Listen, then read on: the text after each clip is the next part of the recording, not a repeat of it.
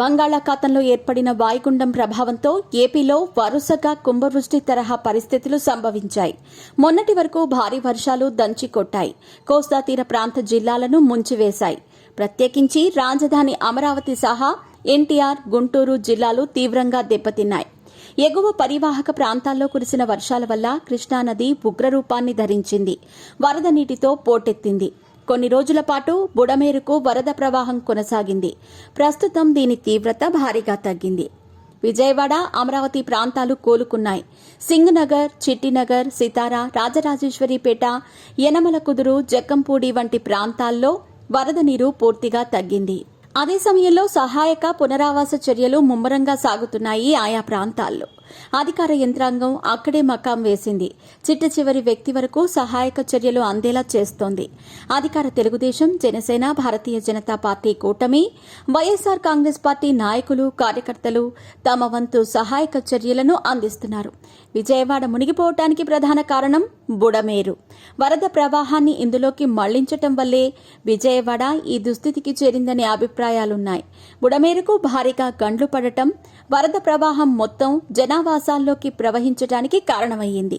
ఈ గండ్లను యుద్ధ ప్రాతిపదికన పూడ్చివేసింది చంద్రబాబు ప్రభుత్వం. ఒక వంక వరద ప్రవాహం కొనసాగుతున్నప్పటికీ లెక్క చేయకుండా 6 రోజుల వ్యవధిలో 3 గండ్లను పూర్తిగా పూడ్చివేసింది.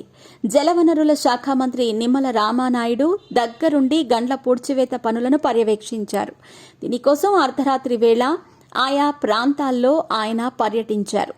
గండ్ల పూడ్చివేతను తన ఖాతాలో వేసుకుంది భారతీయ జనతా పార్టీ. తమ ప్రభుత్వం వల్లే ఆపరేషన్ బుడమేరు విజయవంతమైందని పేర్కొంది. బుడమేరు గండ్లను ఎన్డీఏ ప్రభుత్వం యుద్ధ ప్రాతిపదికన పూడ్చివేసిందని తెలిపింది.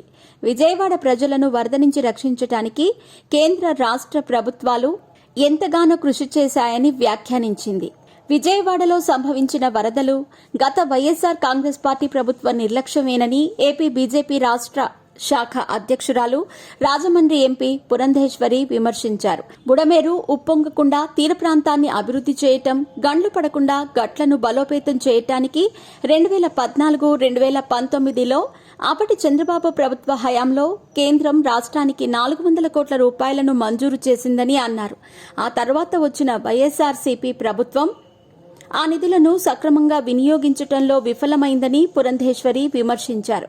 వాటి ఫలితంగా ఇప్పుడు బుడమేరుకు గండ్లు పడ్డాయని ఆరోపించారు.